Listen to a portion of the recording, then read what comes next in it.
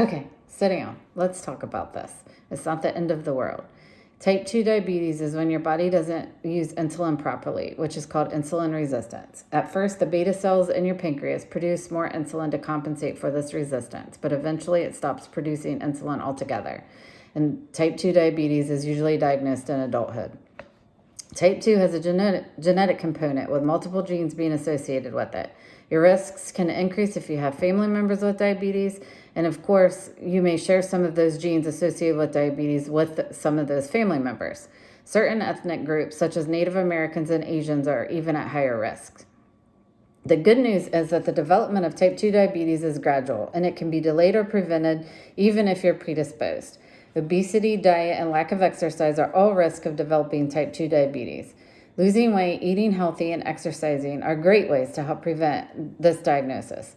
Eating sugary foods doesn't cause diabetes, but eating too many of them contributes to an unhealthy diet and obesity. Moderation is key. Let me tell you about a study that was completed with the Inuit people of Greenland. The main food source for the Inuits was seafood, and they led an active lifestyle. Type 2 diabetes and cardiovascular disease were scarce there for many years, almost non-existent.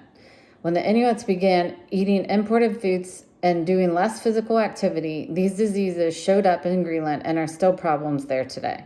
This is not a coincidence. There are even diabetes programs that you could enroll in to help prevent you from getting type 2. One of these programs wanted the participants to get at least 150 minutes of physical activity per week and lose at least 5% of their body weight. The program claimed to be able to reduce the chances of developing type 2 diabetes by over 50%. These are great odds, but you must put in the work. According to the American Diabetes Association, most physical activities are fine, even walking. A 5% weight loss is known for its health benefits. It can reduce one's blood glucose levels, cholesterol, and blood pressure. Also, if you had gestational diabetes when you were pregnant, like I did, it can greatly increase your risk for type 2. In another study, many new moms found it difficult to participate in physical activity and eat healthier within a year after having their babies. Since your children are older, I'm sure that they would be more than happy to exercise with you. They could even help you with new recipes in the kitchen. I also need to take my own advice. Were you asked to complete a questionnaire when submitting your mouth swab or blood test to the testing company? Because genes are only one part of the puzzle and cannot solely determine whether you're going to develop diabetes or other diseases. Most of these at-home tests aren't even regulated by the FDA, and the companies are out to make money.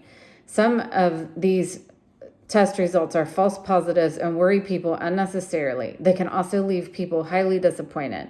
An example of this is my niece, who just recently took one of these genetic tests while she was pregnant, and it said that she was having a girl, and she got herself all excited just to be disappointed at the doctor's office to find out that the gender of her baby was a boy.